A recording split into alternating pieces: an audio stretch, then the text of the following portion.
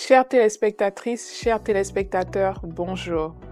C'est avec beaucoup d'enthousiasme que je vous souhaite la bienvenue dans ce premier numéro de Fiscalité sans frontières, votre nouveau rendez-vous mensuel consacré à la fiscalité internationale et aux stratégies d'investissement à travers le monde.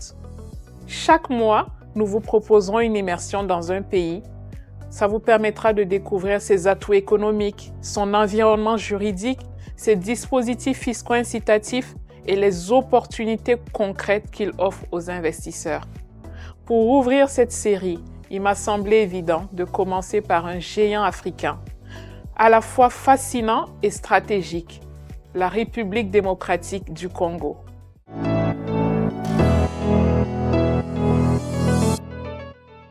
Mesdames, Messieurs, bonjour. Je suis ravie de vous retrouver pour ce tout premier numéro de Fiscalité sans frontières consacré à la République démocratique du Congo. Je souhaite introduire ce lancement par une citation qui illustre parfaitement l'enjeu. La République démocratique du Congo n'est pas seulement riche de son sol, mais de l'avenir que ses partenaires choisiront de bâtir avec elle. Aujourd'hui, nous vous amènerons au cœur de l'Afrique centrale, dans l'un des pays les plus vastes et les plus riches du continent africain. Il fait souvent la une d'ailleurs pour ses défis, mais beaucoup moins pour son potentiel stratégique. Bienvenue en République démocratique du Congo. Dans cette chronique, nous allons vous proposer une plongée structurée à travers 5 angles essentiels. Le contexte général du pays, son potentiel de marché, l'environnement juridique des affaires, les facilités fiscales et enfin une conclusion stratégique tournée vers l'action. Commençons par le contexte général. Qu'est-ce qui fait concrètement de la République démocratique du Congo, qu'on appelle RDC, un pays unique dans le paysage africain? La RDC, c'est d'abord une échelle impressionnante. Plus de 100 millions d'habitants, 2,3 millions de kilomètres carrés de superficie, 9 pays frontaliers et une capitale, Kinshasa, qui rivalise en taille avec Lagos. C'est aussi un pays au sous-sol exceptionnellement riche. On y trouve par exemple du cobalt, du cuivre, de l'or, du coltan, du lithium, des ressources critiques pour l'économie mondiale. Le fleuve Congo, deuxième plus puissant au monde, traverse le pays et pourrait à lui seul alimenter une bonne partie du continent en électricité. Mais la République démocratique du Congo, c'est aussi une mosaïque culturelle, une jeunesse inventive et un marché intérieur en constante expansion. Si les défis structurels sont nombreux, les fondations d'un développement puissant sont bel et bien là. À présent, penchons-nous sur les secteurs qui font battre le cœur économique du pays. Quels sont les véritables leviers de croissance? La République démocratique du Congo est souvent présentée comme un Eldorado minier, et à juste raison. Elle détient plus de 60% des réserves mondiales de cobalt et figure parmi les plus grands producteurs africains de cuivre. Mais cette richesse brute ne demande qu'à être transformée, bien évidemment. Le potentiel agricole est lui aussi gigantesque. Plus de 80 milliards d'hectares de terres cultivables, un climat favorable, des besoins alimentaires énormes, y compris dans les pays voisins. Pourtant, l'agriculture reste peu mécanisée, laissant la porte ouverte à des investissements structurants. Le secteur énergétique offre également des perspectives uniques avec des projets hydroélectriques d'envergure comme Inga 3. Enfin, l'urbanisation rapide, les services numériques en croissance et l'émergence d'une classe moyenne font de la République démocratique du Congo un marché intérieur sous-exploité mais en forte dynamique.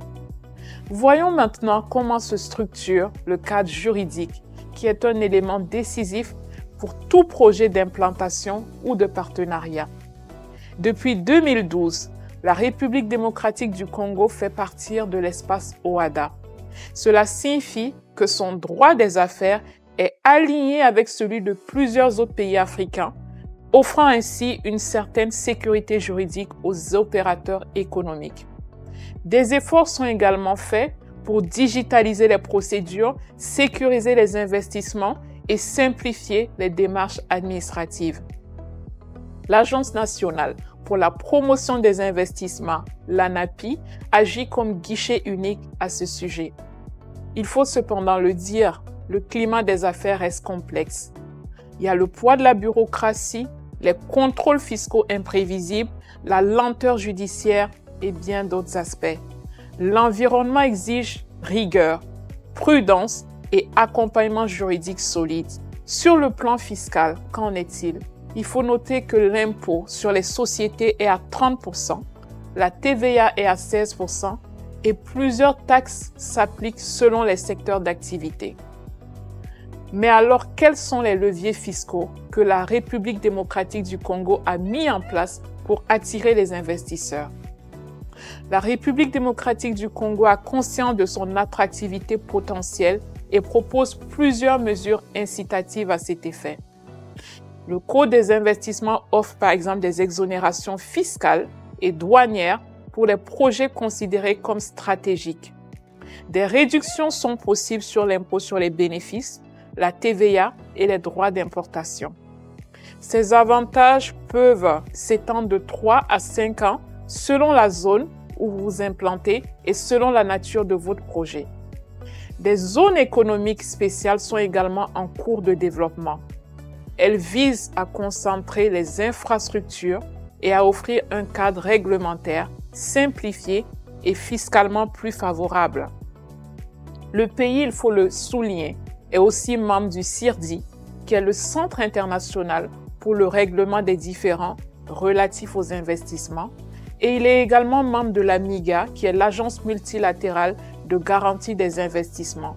Cela assure une protection contre les risques politiques pour les investissements étrangers. Nous allons donc terminer le numéro de ce jour par un regard stratégique. Que faut-il retenir pour réussir un projet en République démocratique du Congo? La République démocratique du Congo n'est pas un terrain simple, mais elle est sans doute l'un des plus prometteurs du continent pour les prochaines décennies.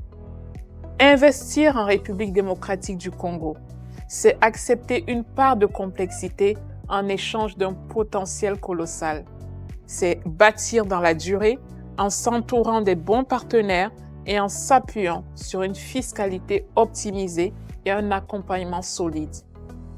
Chères téléspectatrices, chers téléspectateurs, j'espère que cette chronique vous aura permis de mieux saisir les dynamiques fiscales et stratégiques de ce géant africain. Je vous remercie pour votre fidélité et je serai ravie de vous retrouver pour notre prochain numéro qui nous mènera cette fois-ci en Afrique de l'Ouest à la découverte de la Côte d'Ivoire. Comprendre la fiscalité, c'est libérer le potentiel de son patrimoine.